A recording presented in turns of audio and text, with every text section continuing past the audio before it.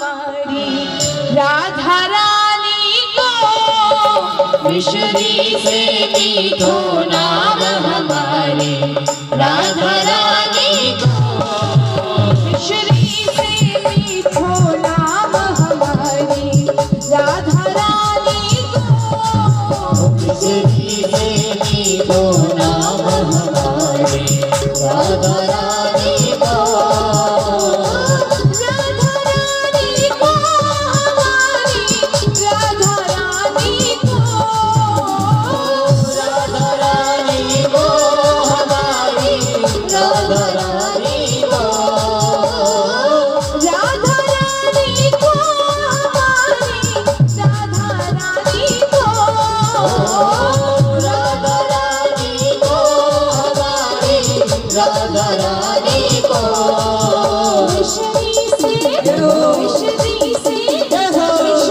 मीठो नाम हमारी राधा रानी को, मिश्री से मीठो नाम हमारी राधा रानी को, श्री राधे ताली की सेवा करते हरे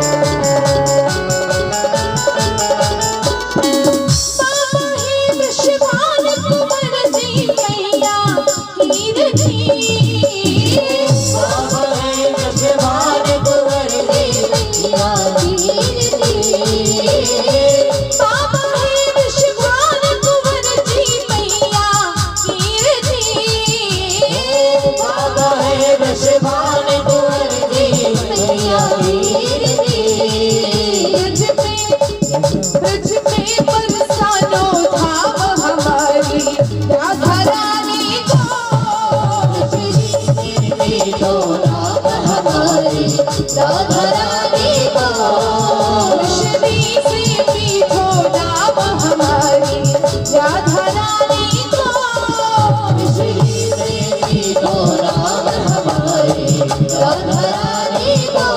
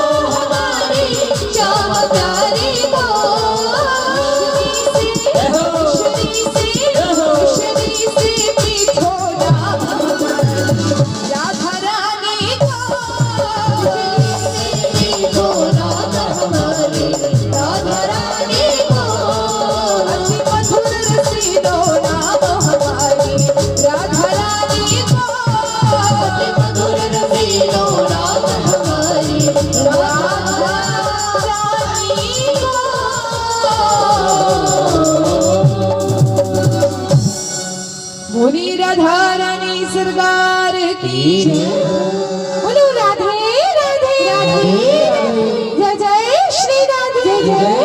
राधे। थोड़ी मुंह से आवाज निकाल के जोर से बोलो राधे राधे। राधे राधे। जय जय श्री राधे। अभी लगता है सबने उपवास रखा है, भोजन ना करने के कारण थोड़ा शक्ति क्षीण हो रही है। तो महाराज इधर श्री राधा रानी ने वृषभानु महाराज की यहाँ पर जन्म लिया। भगवान श्री कृष्ण कन्हैया लाल के पिता मतलब नंद बाबा। अब देखिए पहले की रीति तो सबको पता है, आज भी वही रीति है, हर बात में कर देना होता है। आज भी टैक्स जमा करना पड़ता है, पहले भी कर राजा को देना पड़ता था। तो नंद बाबा कर चुकाने के लिए मथुरा गए, जाकर के कंस को कर दिया। अपने मित्र वसुदेव जी से मिले, कंस की मंत्रणा हुई कि भला मेरे काल का जन्म कहाँ हुआ है,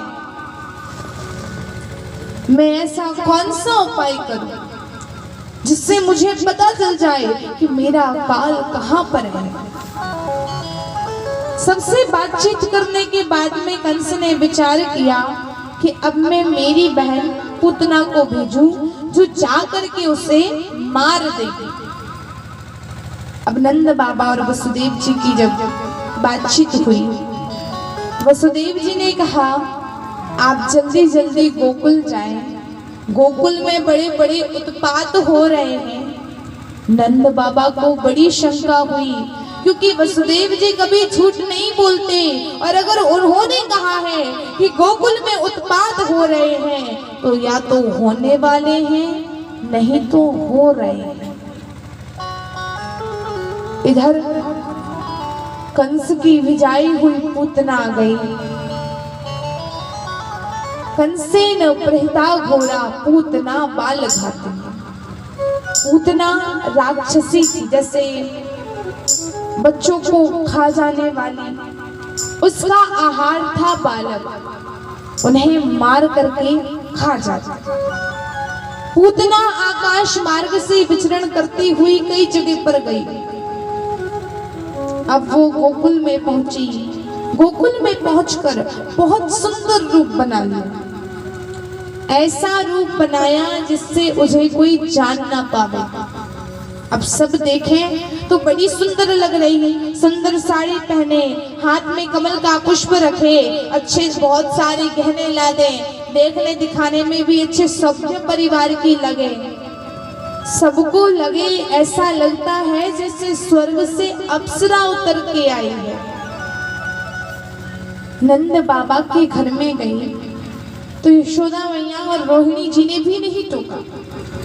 उसने जाकर लेते हुए मेरे नंद गोपाल को अपनी गोद में लिया। भगवान ने पूतना को देखा और नेत्र बंद कर लिए। यहाँ पर शंका आती है, भगवान ने नेत्र बंद क्यों किए? इसका वास्तविक कारण कोई नहीं जानता, अपने अपने मन से कारण सब बनाते हैं। जिसके मन में जो जो विचार आए, तो कोई बोले भोलेनाथ जी का ध्यान कर रहे थे, किसी ने कहा ऐसे ही नेत्र बंद कर लिए, तो सबने अलग अलग कारण बताए, पर इसका कोई निश्चित कारण नहीं है। यदि हम देखें तो पहला कारण, भगवान की दृष्टि कैसी है? कृपामयी, दयामयी, और जिसके ऊपर कृपामयी दृष्टि पड़ जाए वो तो पवित्र हो जाएगा। और यदि ये कृपामयी दृष्टि पूतना के ऊपर पड़ जाती तो पूतना पवित्र हो जाती, फिर भला भगवान उसे कैसे मारते? संतों ने ये पहला कारण दिया। दूसरा कारण, पूतना पापिनी थी, और इतनी पापिनी थी कि बच्चों को मारती थी, खा जाती थी। तो भगवान सोचते हैं ऐसी पापिनी को देखना भी उचित नहीं है, इसलिए भगवान ने नेत्र बंद कर लिए। तीसरा कारण, भगवान विचार कर रहे हैं, अरे मैं तो ये सोच के आया था वृंदावन में दूध है, माखन है, दही है, खूब दूध माखन दही खाऊंगा। ये क्या, अभी मेरा जन्म ही हुआ है कि मुझे ये विष पिलाने आ गई। दूसरी बात, भगवान भोलेनाथ का ध्यान करने लगे। कहते हैं, हे प्रभु, मैं तो विष पीता नहीं, समुद्र में से भी विष निकला तो आपने पान किया, तो हे मेरे महादेव, आओ और आकर के ये पूतना जो विष लगा के आई है इसका पान करो। और पूतना ने भी भगवान को ऐसे उठा लिया जैसे कोई मनुष्य सांप को रस्सी समझकर उठा ले। वैसे पूतना ने अपने काल स्वरूप भगवान श्री कृष्ण को साधारण बालक समझकर उठाया, भगवान को दुग्ध पिलाने लगी। भगवान ने क्रोध को साथी बनाया और पूतना के प्राणों का भी पान करने लगे। पूतना को कष्ट होने लगा, पूतना चिल्लाने लगी, पुत्र ना, पुत्र ना, पुत्र ना, पुत्र ना। पूतना का शरीर पसीने से लथपथ हो गया। पूतना अपने असली रूप में प्रकट हो गई, राक्षसी रूप में प्रकट हुई, जोर जोर से चिल्लाने लगी। पर जब भगवान ने उसके प्राणों को पिया तो पूतना गिर पड़ी। और जब पूतना गिरी तो 6 कोस के भीतर के वृक्ष चकनाचूर हो। जोर से शब्द हुआ, सबके सब इकट्ठे हो गए। अरे कहीं हमारे गोकुल में, कहीं हमारे वृंदावन में बिजली तो नहीं गिर गई। दौड़ करके आए, जब पूतना का पड़ा हुआ इतना विशाल शरीर देखा और पूतना की छाती पर मेरे कृष्ण कन्हैया को देखा, माँ ने झटपट उठा लिया। कहती है, मेरे लाला को किसी ने बड़ी बुरी नजर लगाई है, अब नजर उतारना था। तो माताओं बहनों के तो कितने अलग अलग उपाय होते हैं बच्चों की नजर उतारने के लिए। मैया ने गाय की पूंछ से नजर उतारी, गौमूत्र से नहलाया, गोबर लगा के स्नान करवाया। अब भगवान के ही नामों का पाठ करके भगवान को सुरक्षित महसूस कराने लगे। भगवान विष्णु के अलग अलग नाम लेकर के भगवान को कवच बंधवाने लगे। अब बोले, पूतना के इतने विशाल शरीर का क्या करें? एक व्यक्ति से उठाया नहीं जाता, तो सब अपने अपने घर से कुल्हाड़ी लाए, सबने थोड़ा थोड़ा काटा और गोकुल के बाहर ले जाके जला दिया। विडंबना देखी, तभी के नंद बाबा आ रहे थे। नंद बाबा ने जब धुआं धुआं देखा, मन में लगा था अनिष्ट हो रहा है, अनिष्ट हो रहा है। और जब धुआं धुआं देखा, बोले, अरे गोकुल में तो आग लग गई। नंद बाबा सब छोड़ के दौड़े, जल्दी चलो, जल्दी चलो। देखा तो इतनी लंबी चिता जल रही। बोले, ये क्या हुआ, इतनी लंबी चिता? तो उन्होंने बताया, पूतना नाम की राक्षसी आई थी, पता नहीं भगवान की कृपा से कैसे मर गई। कुछ समय बाद बाबा भोलेनाथ दर्शनों के लिए आए।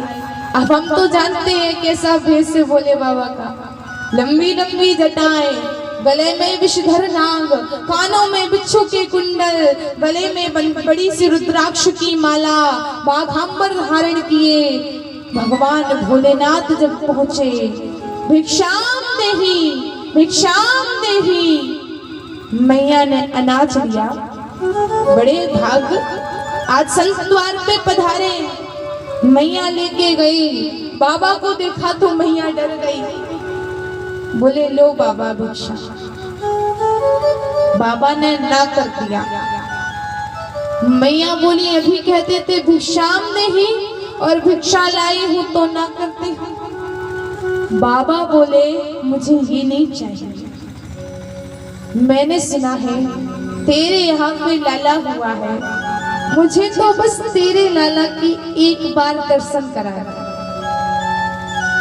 मैया ने कहा, देखो बाबा, तुम्हारा जो स्वरूप है इसे देख करके मैं डर गई, तो वो तो मेरा छोटा सा लाला है, मैं मेरे लाला के दर्शन न कराऊं। जो चाहिए वो ले लो। मैया ने अच्छे हीरे जवरात ले आई, धन ले आई, लो बाबा ये ले लो। बाबा बोले नहीं, मुझे तेरे लाला के दर्शन चाहिए। मैया बोली बाबा हाथ जोड़ूं, आज तक कोई सन्यासी द्वार से नहीं लौटा, पर ये जो ममता है ना ये हर कार्य करवा देती है। एक माँ के हृदय में अपने पुत्र के लिए जो वात्सल्य है वह अपने पुत्र को कभी कष्ट में नहीं डालने देता। जो चाहिए वो मांगो। हमारे पास धन की कमी नहीं, अन्न की कमी नहीं, दूध दही की कमी नहीं, गाय की कमी नहीं, कमी थी तो लाला की जो बड़ी मुश्किल से हुआ है, और आप कहते हो आपको दर्शन करा दूं। इतना बड़ा नांग गले में लपेटी हो, अरे मेरे लाला को कुछ हो गया तो मैं भला कहाँ जाऊंगी, कहाँ रोऊंगी, कैसे अपने भाग्य को अपने आप को संवारूंगी। बाबा कहते हैं अरे ओ सुधा, मैं बहुत दूर से आया हूँ, भिक्षा मांगे सन्यासी, हम हैं पर्वत कैलासी। मैया बोली बाबा तो पागल है, क्या बोल रहा है, कैलाश से आया हूँ। आपके सामने कोई आए और बोले हम भगवान हैं, आप क्या बोलोगे, पागल है, यही बोलोगे ना। तो मैया के द्वार में आके बोले बाबा हम कैलाश पर्वत से आए हैं, केवल तेरे लाला के दर्शन के लिए, मैं बहुत दूर से आया हूँ। भिक्षा मांगे सन्यासी, हम है पर्वत कैलासी। मैया धन दे रही, दौलत दे रही, तो बोले धन और दौलत हमें न चाहिए, एक लाल सा लाया हूँ, तेरे लाला के दर्शन करने मैं बड़ी दूर से आया। मैया ने ना करवाए। बाबा बोले ठीक है, मैं शंख बजाऊंगा, तेरा लाला कभी तो बाहर आएगा, मैं यहाँ पर समाधि लगा लूंगा, ध्यान में रम जाऊंगा, जिस दिन तेरा लाला आएगा उस दिन दर्शन पाऊंगा, पर बिना तेरे लाला के दर्शन के ना जाऊंगा। लाला ने देखा कोई माने ही नहीं, लाला जोर जोर से रोने लगी। पूरी गोपियां इकट्ठी हो गई, अरे क्या हो गया, क्या हो गया। मैया तेरे लाला को तू अकेला छोड़ के गई थी, कहीं भूत ऊत तो नहीं दिखा गए। कहते हैं छोटे बच्चों को कभी अकेला नहीं छोड़ना चाहिए, अकेले अगर छोड़ दो तो उनके ऊपर प्रभाव पड़ता है। तो बोले अकेला छोड़ के गए तो ऐसा तो नहीं कोई भूत प्रेत दबा गए हो, दिखा गए हो, इसलिए रोने लगा हो। मैया बोली जल्दी जाओ, कोई बाबा को बुला के लाओ। गोपी गई तो द्वार पे यही बाबा खड़े थे, बुला के ले आई। चलो बाबा, हमारे लाला को भूत दिखा गए। जब भगवान श्री कृष्ण के पास आए, भोलेनाथ ने कन्हैया को देखा, कन्हैया ने भोलेनाथ को देखा, तो दोनों अत्यंत प्रसन्न हो गए।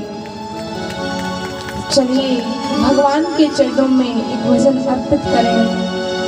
बोली सतदेव शंकर भगवान की जय।